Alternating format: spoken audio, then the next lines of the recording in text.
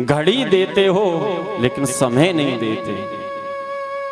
तो महाराज घड़ी देने से कोई लाभ नहीं है। यदि हमको देना है तो अपने माता पिताओं को समय देना है, लेकिन क्या करें, समय नहीं है। एक कानपुर की घटना, सत्य घटनाएं 2 माह पहले की न्यूज पर देखी थी।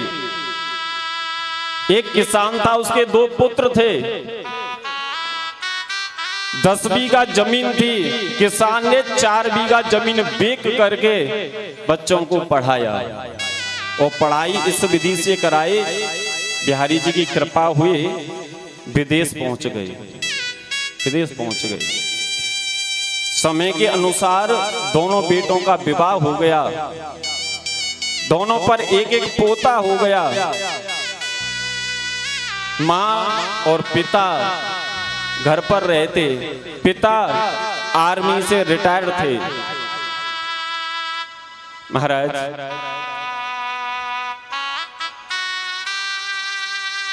माँ की इच्छा हुई अपने पोते का दर्शन करने के लिए, पोते का, लेकिन बेटा नहीं लेकर के आए। ये अभिलाषा लेकर के वो महाराज समाप्त हो गई, मर गई। खबर भेजी तो महाराज छोटा पुत्र आया,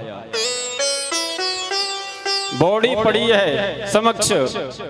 पिता नीचे को गर्दन करके वहीं पर बैठा है। जैसे गांव वाले ने कहा कि भैया तेरा छोटा वाला बेटा आ गया, बेटा आ गया। किसान ने देखा छोटा ही बेटा आया है, बड़ा नहीं आया। कारण पूछा, बेटा बड़ा भाई नहीं आया? लड़के ने कहा, पिताजी भैया ने बोला है माँ मरी है, तू चला जा, जब पिता मरेंगे तो मैं चला जाऊंगा, मेरे पास समय नहीं है, समय नहीं है। वो अंदर गए, अंदर जाकर के गेट बंद किया और महाराज बंदूक ले और महाराज खोपड़ी में गोली मार ली। जैसे गोली की आवाज हुई, गांव वालों ने श्रवण की गोली की आवाज, तुरंत महाराज कक्ष के पास में गए। गेट को उखाड़ा गया तो जहां पर बॉडी पड़ी थी, शरीर पड़ा था, ठीक उसी के पास में एक कागज लिखा हुआ रखा था। उस कागज में लिखा हुआ था कि बेटा जब तुम गांव में आ ही गए हो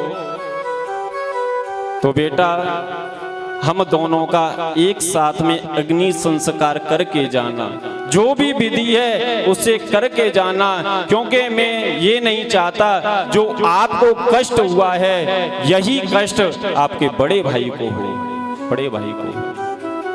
तो महाराज हम इतने व्यस्त न रहें कि अपने माता पिता को भी भूल जाएं।